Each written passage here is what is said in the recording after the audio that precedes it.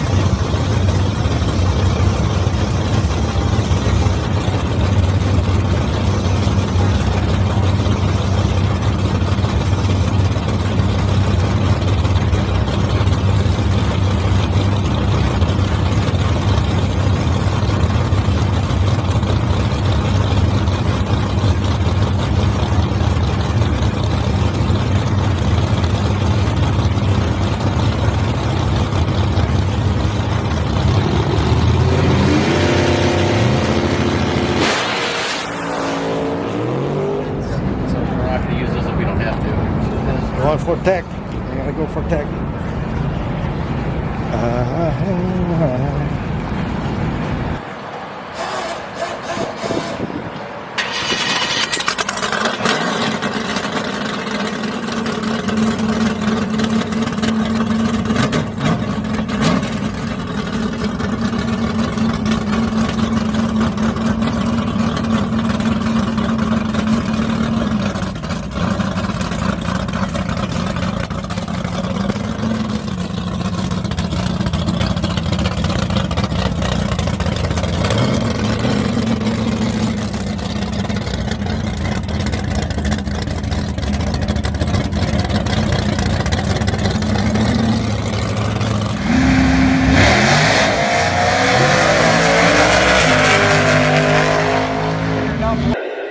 Hey, I haven't posted in about 3 weeks since the last video.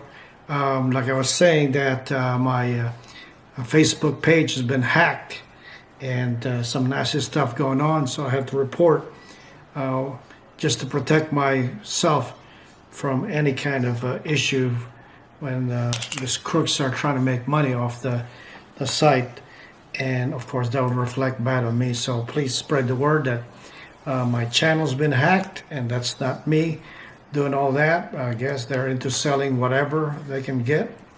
Well, life is really crazy, and you get dishonest people out there, and it's truly unbelievable. But anyway, right now I will showcase a budget small block Windsor build. Nothing high dollar here, and I could say as well that well, I shouldn't say high dollar nor nothing high dollar.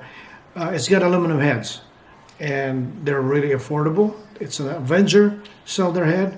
I kind of figured it's best to buy the Avengers or AFRs or whatever, because when you have to build an engine using factory casting, the C9 or the Hypo 289 head for 3, I think that's a little bit too small. You need, or even a GT40, I feel for some serious stuff is a little bit too small for a 351 base block. It may work a little bit better on a 347, but I think a 351 that's 40 over, or 30 over, or 60 over really would show vastly different potential. And there's quite a bit to be lost there. Kind of figured, this head's come in with a valve bigger than the 184 that comes with a GT40, even the J302. I think this is the best move, the Avenger. A little different change from the FR or the Brodix. I think some of you should definitely look at this cylinder head, and I feel it's a good cylinder head. I'm impressed with the way the response is, but here you go. Here's the build, and follow on. Thank you very much. It's running one ring, no second ring. All control ring has been loosened up. Expect to put some vacuum in this block, so it should work out pretty well. Should make good power. How much? We don't know. I haven't even flowed this head, but it's got 11.5 to 1. Was zero deck. You were sitting about 25 down the hole. I had it cut. So here it is. Let's see how it does at the racetrack. I think my neighbors, it's kind of windy right now, but I don't think my neighbors are getting bothered by my noise. Anyway, there he goes. Here's a early 70 block D4, which is a 74. They're all the same except for 69, which has a different pan rail. It doesn't have this ribbing here. You need to machine this off to convert this to a 4-bolt main. Anyway, still stout. You can cement partially all the way to halfway down the freeze plug, or for racetrack use you could put some rubber plugs here and fill it up all the way to the top here and leave enough for water circulation on the very top. Otherwise it's a pretty good stout block. I've made, you know, 750, 800 horsepower on these things, as long as the RPM is high and you make a big cubic incher, 4100 stroke, 4170 or 4-inch stroke. It's pretty doggone stout for that purpose. Okay, the block you looked at there is a decasting, and it has that rib on the pan rail going to the main caps. What I would suggest when you do a 4-bolt main conversion, find yourself a good C9 casting, because the pan rail all the way to the block saddle is flush. You don't have that little casting that you have to machine off in order for you to put the 4-bolt main conversion. I don't like taking off metal in order to put another part in there. It seems like you're just taking off some of the integrity of the casting itself. If it's casted already flush, it's so much easier to just do the 4-bolt main conversion like I showed right here. So it is wise to, if you are serious about a 4-bolt main conversion, which I have done a lot, I have accomplished that a lot cheaper with a C9 casting. But there is a problem with C9 casting that I will show here coming up. This was a 9500 74 casting D4, but the piston that the owner have is actually for a C9 casting, so it's set 20 thousandths down the hole. So I just had this milled here at a machine shop to take 20 thousandths off. And also when we do the oiling system, see right there, we got to modify that in a different position. Okay, so when you do the crossover, you put that freeze plug in a different position to make it work for a somewhat racing engine. This is not a high dollar. This is a practical engine build. Okay, the only way I could say it's not a stock rebuild because it's running some aluminum heads. Otherwise, it should be just a good high performance rebuild. What is coming up next is I included here on this video. I was going to do it specifically for just the oiling system mods, but there's so many things to kind of ponder about or think about, but this one here is very important. I feel that just about everybody, I would say 99.99999%, puts this freeze plug the right way, but it is the wrong way. There is, on the rear galley, there is a crossover port. It goes from the passenger side to the driver's side. What happens there when you put the freeze plug correctly, it pinches these two adjoining galleys. What I do is I put the galley plug, the freeze plug, instead of the correct way, I reverse it like I'm showing here. So it gives it time to to turn, or give it space to turn instead of being pinched. It's going to show it right here. Almost all Ford engine builders use this kind of plug if they don't tap it for a threaded galley plug. Here's what it is. It's what it looks like. You see how they staked it in there? That is the wrong way to go. And I'll explain why on this next block here. What you really have here is the galleys there to the other bank. Alright? When you put this kind of a freeze plug in there, like so, you're pinching it. You're putting a plug right between the two galley points where they transfer to the other bank. What you did there is you crimped the passage to be restricted more than it already is. So what you gotta do is install it like so. Okay? So that when it come up, it bounces through this side like so and transfer to the other side. Okay? Because when you do this, it's like putting a thumb, okay, right on that transition oil passage. This is the worst thing you can do. Install it like the factory said for you to do. It's okay for a stock motor, nothing wrong with that. But this is the way to do it, right there. Before you proceed to put this on, I suggest you file it like this. File the edges off, okay, like so, in order for that to facilitate going the reverse way, like that, okay? So now you're looking at it installed. You could put JB Weld or epoxy in there and flush it out, and that would be great, and that would be a lot better than this one here. Okay, that goes into the passage, recessed, blocking it, and this guy isn't. Very simple, and you could really see the difference. Okay guys, I hope that's clear.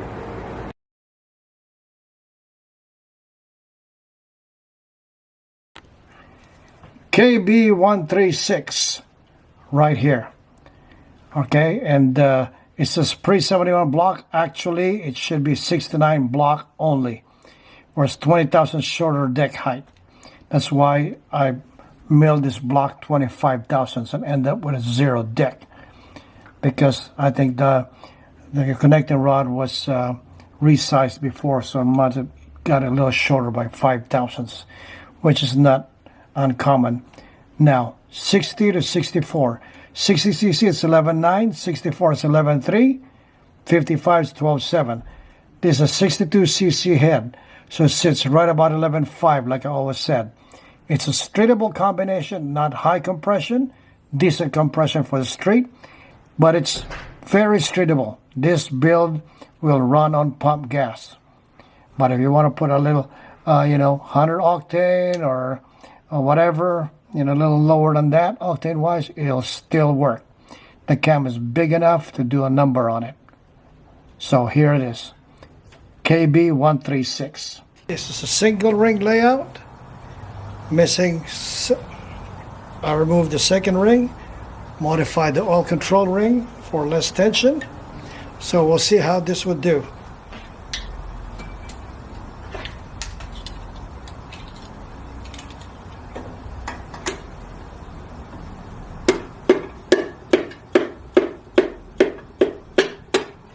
Well, that goes in easy.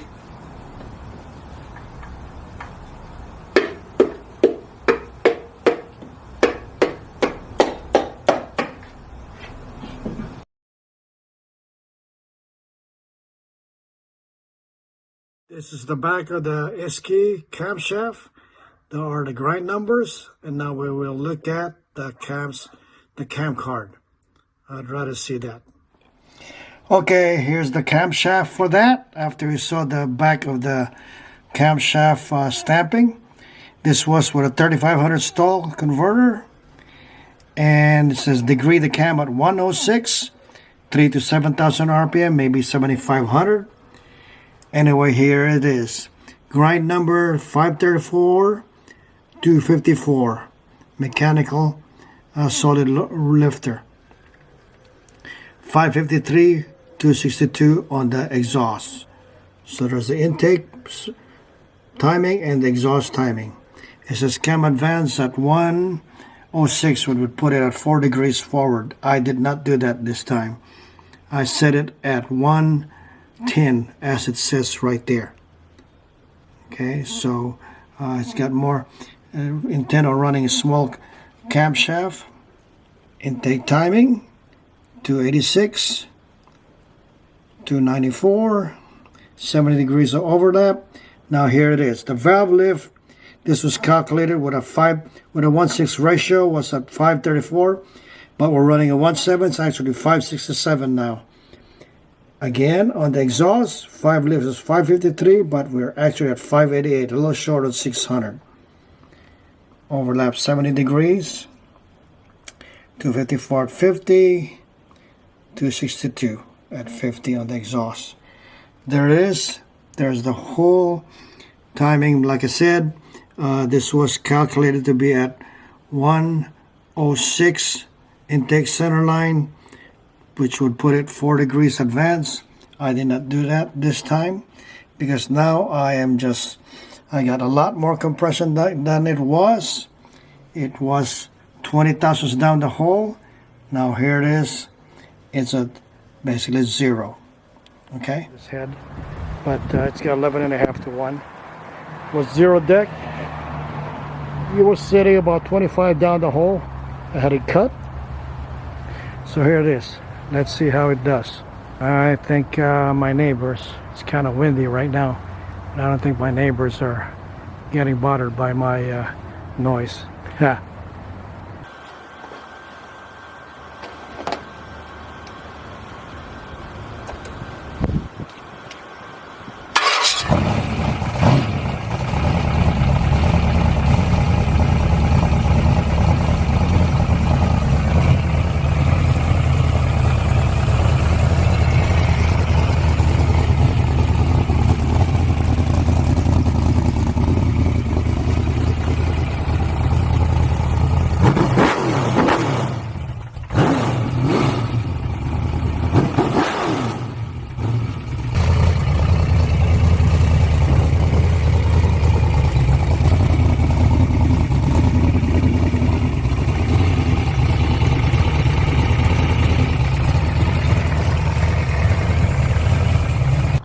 I usually adjust my valves cold so that I don't burn my hands, and I set it, and then after it's warmed up to operating temperature, I confirm what my numbers are.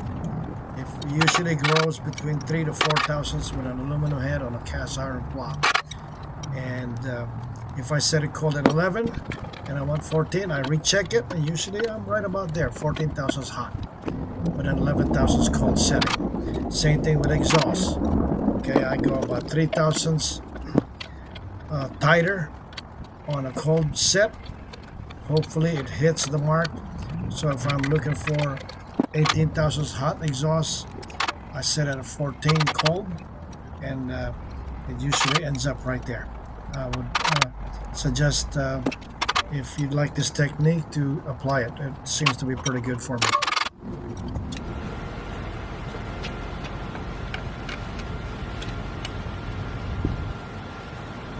After the valve adjustment and the engine's cooled down quite a bit, I start to go to the distributor and change the springs on the centrifugal wing. As you can see here, I switch to one yellow or one light spring, depends on what you end up needing. One yellow or one silver spring, the real thin one, so that swings out pretty quick, and full advance comes in about 2500. The reason I like to run two different colors there, except if you really want to get aggressive and just look at the total timing regardless of what the initial timing says or shows, I like to run the quickest spring possible, especially if the car's geared down with a converter. This one here has a 3500 stall, not too bad, so I use a yellow and a silver spring. That in itself, having two different spring rates there, will keep the timing from bouncing in your idle, because usually they want to vibrate or oscillate if it's the same colored spring, and they would start to vibrate at the same time, and you see that on your timing mark. It's bouncing up and down, and you can't really get a good reading except you rev it up and hold it at, let's say, 2500 or 3000 RPM, and look at your timing mark. Make sure it's right there on the nose. Let's say for this particular engine, 36 degrees total is probably what it wants. Okay, so do that, and or if you want to get aggressive, just run the two light springs, regardless if it's bouncing up and down. Just look at the total timing mark on your dampener. It's all that you care about, regardless of what an idle says. But for this one here, you know, yellow and silver, perhaps I can get a better reading at idle. And of course, 36 of total, roughly 2500 to 3000 RPM.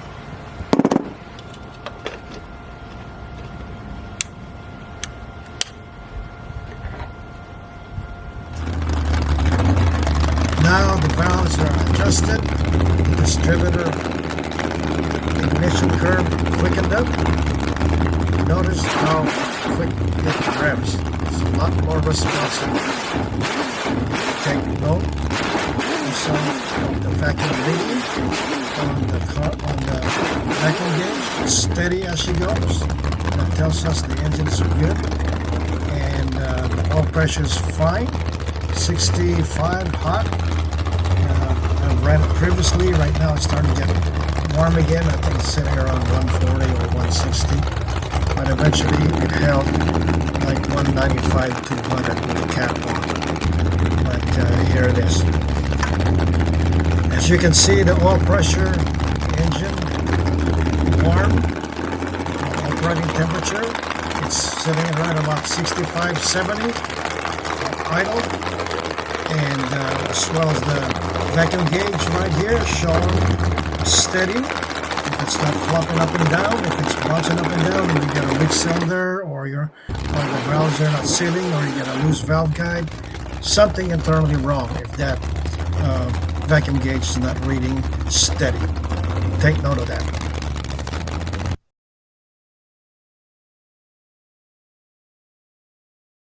Okay, I got the gauge set up. We'll see 5 kicks. See how much it puts out. 1, 2, 3, 4, 5. It picks up 5, 150. Pretty clear. Now let's see the other gauge. Okay, it's an expensive Mac Tools electronic where you can keep track of all the cylinders. You don't have to write it on paper. Let's see how much it does.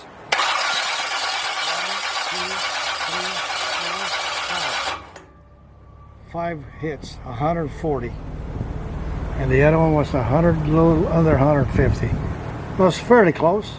All right, let's.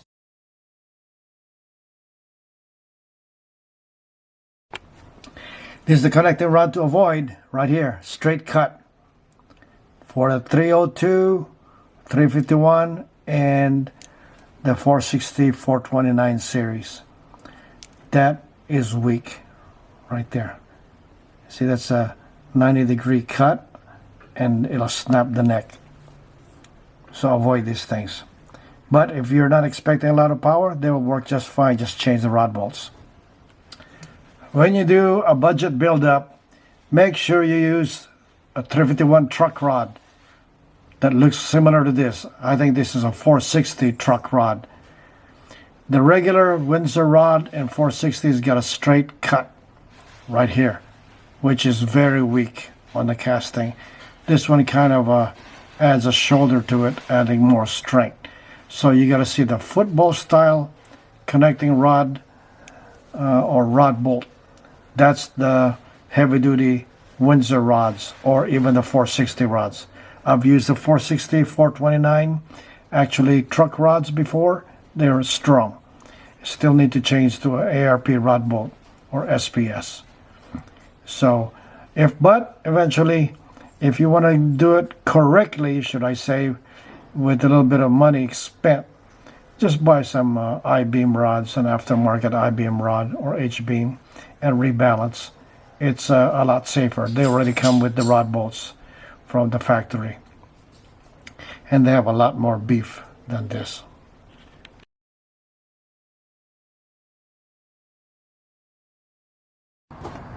This is the old thermostat. You can see I drilled one staggered hole here, because what happens is running an electric water pump, when it's at the pits, there's a 160 or even a 180 worse for this.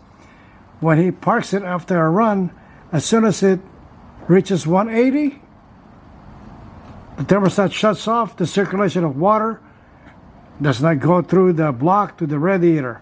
So this little bleed holes here allow some water to go through to the radiator and help cool the engine when it's parked with the water pump on. Now watch what happens in this. How you check it, you can put it in boiling water, 230 or 180, whatever. I don't want to do that, messing up my wife's kitchen.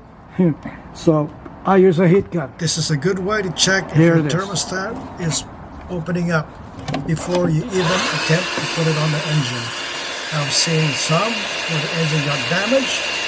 The thermostat was placed in there and it did not open up, and it trapped all the coolant from circulating to the radiator. And by the time it's a brand new engine, it boils over, it could really do damage to your windshield. It's starting to move up. Here it is. Starting to grow. Alright, you see it? Starting to grow. Uncover the first hole, and now uncover the second hole. Alright? Now it allows it.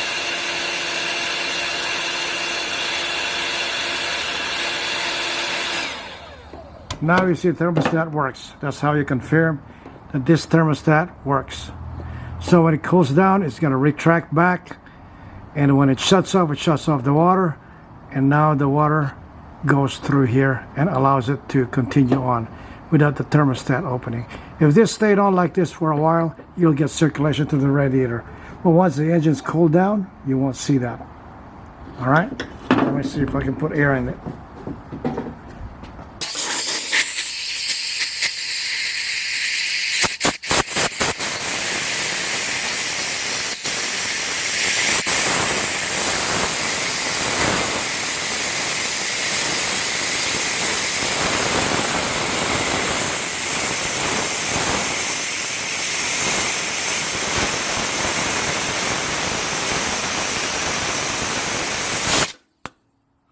Now it's closed, and now it allows water from the thermostat to bypass and go around and keep circulating on the radiator. Without these two holes, you're not going to get any water to circulate.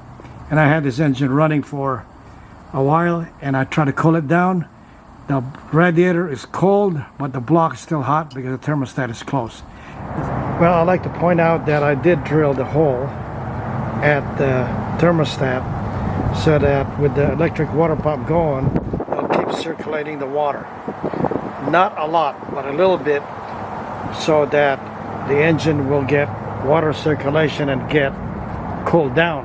Because before, the thermostat is either a 160 or a 180. When it shuts off, a lot of the hot coolant or water in the block will never get to the radiator to get cooled down. They just sit there.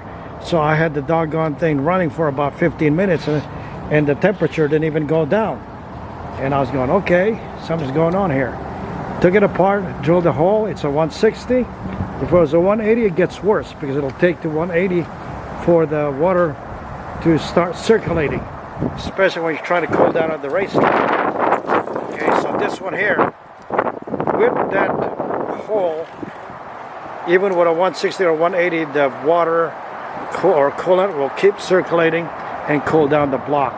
And this one here has been running for the last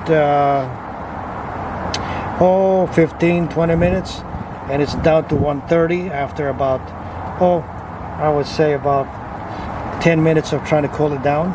Before, it stayed at 160, 170 for even 20 minutes. This one here, it dropped.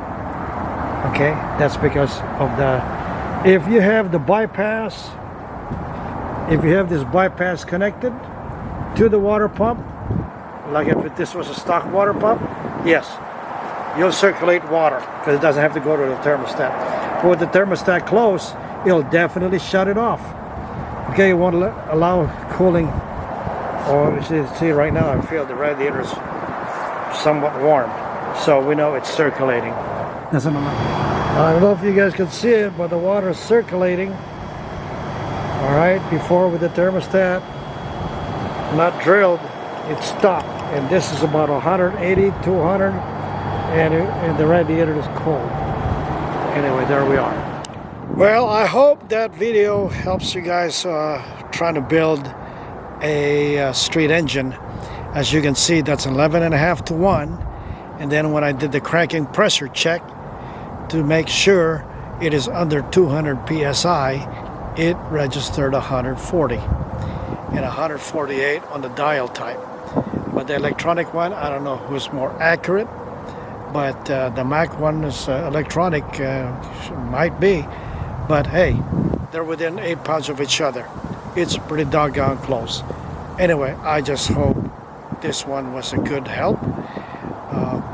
And I just can't just talk about, you know, raising the compression and then say that it's going to work. Well, when I did that compression check and it's read 140, you are way, way safe to run on pump gas. So I hope this one helps, guys, and let's keep making better and better engines and have fun with our machines. All right, thank you guys, take care.